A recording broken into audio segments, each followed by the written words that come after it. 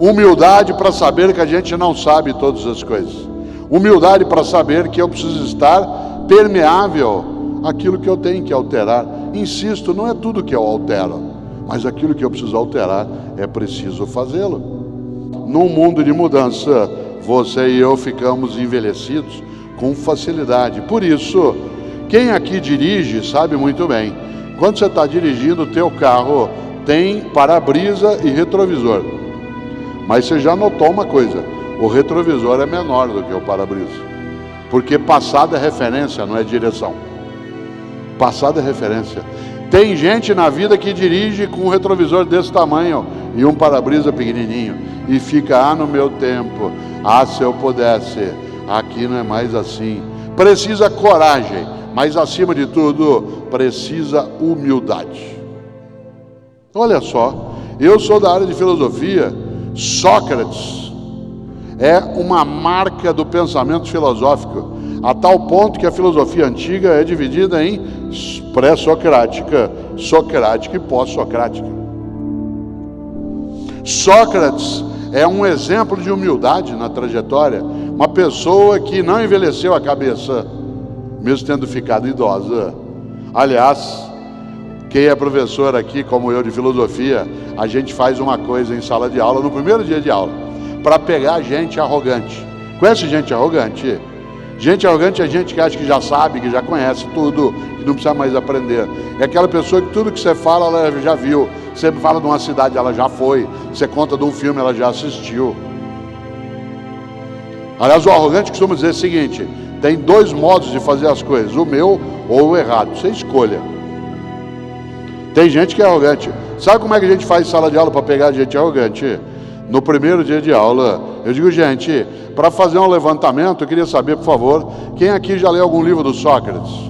Sempre tem um que levanta a mão. E Sócrates não escreveu nada. Não existe nenhum livro do Sócrates. Tudo que Sócrates disse está registrado por Platão nos livros do Platão, especialmente nos diálogos. Não há nada do Sócrates. Nessa hora eu posso fazer uma coisa com aquele menino e não perder a oportunidade de pisar nele. Mas isso é antipedagógico, isso é tolo. Se eu quiser formar uma pessoa, eu não posso humilhá-la, eu preciso formá-la. E aí eu digo, para não humilhá-lo, seguinte, talvez você tenha ouvido mal, talvez eu tenha falado do Sócrates, você entendeu Sófocles, porque do Sócrates não tem nenhum livro. Aí o menino diz, isso mesmo, é o Sófocles. Mas quando a aula termina, eu vou até lá e digo o seguinte: nós dois sabemos o que aconteceu. Não faça isso. Fingir que sabe é uma tolice imensa num mundo de mudança. Fingir que sabe te deixa despreparado. Eu poderia ofender o menino em público? Claro, nos tempos já ultrapassados, isso seria chamado de estímulo. Aliás, quando o teu professor ou professora, na hora de distribuir as provas, fazia uma coisa horrorosa, distribuía as provas falando a nota em voz alta. Vou distribuir as provas, vocês fizeram quinta-feira passada.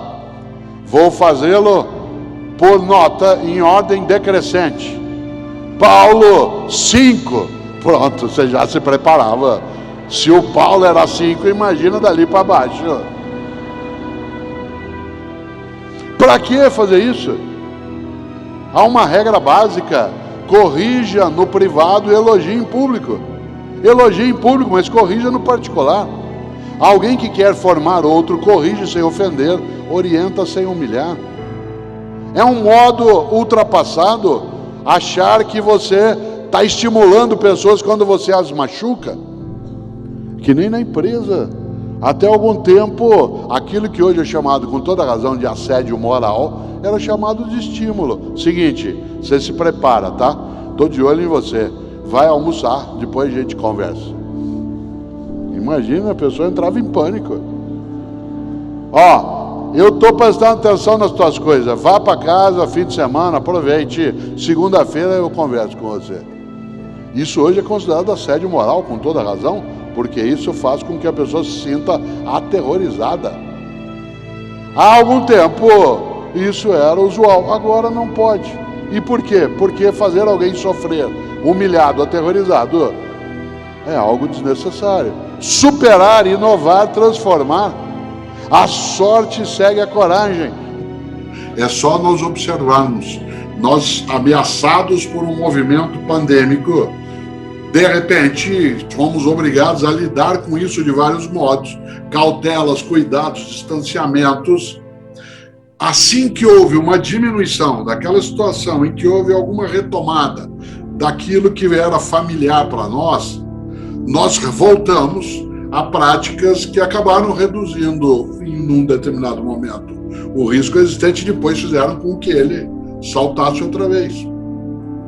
Olha só, a gente se habitua com aquilo que é o menos quando a gente poderia e precisaria ter aquilo que acaba sendo melhor. E uma liderança, seja onde for, é aquela que tem sim, como eu dizia, a excelência como um horizonte. E uma pessoa, para ter excelência, ela, acima de qualquer coisa, precisa ter humildade intelectual. Humildade intelectual. Humildade é diferente de subserviência. Uma pessoa subserviente é aquela que se dobra, se humilha, que se enfraquece.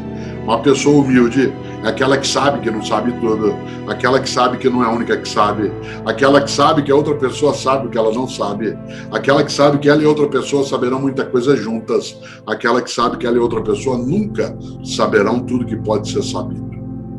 Foi claro. Humildade não é subserviência. Uma pessoa humilde é aquela que tem disponibilidade, inclusive, para mudar para melhor. Uma pessoa que não tem humildade, ou ela, sendo arrogante, acha que já sabe, ou ela está acomodada. Num mundo de mudança e velocidade, em que as coisas se alteram de um modo inesperado, a pessoa que se ancora nos modos anteriores de fazer, apenas porque eles eram mais confortáveis, e eu estava acostumado a fazer desse jeito, eu sempre fiz assim, isso é um risco. Vocês imaginem, uma estupenda cantora gaúcha que agora mora em Portugal, Adriana Calcanhoto, ela gravou um álbum há alguns anos usando, para título do álbum, né, a primeira frase de uma música magnífica que ela canta tão bem. E essa música, inclusive, representa para mim, nesse primeiro verso, que é o nome do álbum, né, aquilo que aconteceu em 2020, quando ela canta "Nada ficou no lugar". Nada ficou no lugar. As coisas se mexeram de vários modos. Eu, Cortella, desde o dia 16 de março de 2020, que eu estou em isolamento quase completo. Quando saio, eu faço de modo protegido, cuidado, e em distanciamento completo.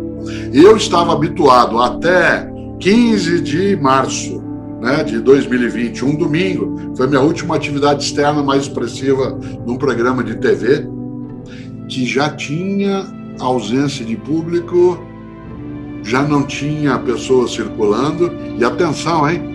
15 de março, que foi a minha última atividade externa expressiva, não havia nenhum óbito ainda. O primeiro óbito confirmado foi 17 de março, portanto, vocês imaginem, né? E eu, habituado a viajar, cada dia estava numa cidade, no mínimo 1, 2 vezes por mês, no Rio Grande do Sul, Santa Catarina, Paraná, no Nordeste, em palestra, fora do Brasil, dentro do Brasil, viajando, fazendo coisas, e nada ficou no lugar. Ou eu me dispunha, como tive que me dispor, a aprender a fazer de outro modo, a lidar de outra maneira, a reinventar as maneiras e caminhos, né, das atividades, das minhas equipes de trabalho, daquilo que é a produção de livro, do contato com as pessoas. É raro acontecer o que aconteceu há pouco, quando, ao ser anunciado, algumas pessoas, ao baterem palma, eu consiga ouvir a palma, que quase sempre, desde março de 2020, minhas palestras sendo virtuais, né, eu não tenho, né, nenhum tipo de retorno, exceto, vez ou outra, visual, né, em que eu vejo pessoas a depender, né, da plataforma que está sendo usada, né, mas ainda assim, mudou. Ah, mas você, 46 anos, sabe, né, de trajetória, professor. Não, eu preciso reaprender a fazer tudo inédito? Não. O que eu estou fazendo aqui agora? E vou fazê-lo, né, até por mais 27 minutos. O que eu estou fazendo aqui? Uma coisa que é uma aula expositiva, que é uma coisa que é antiga, que eu fazia assim há 46 anos, há 45 anos, há 44 anos. e que depois foi sendo alterada, mas algumas coisas não mudaram.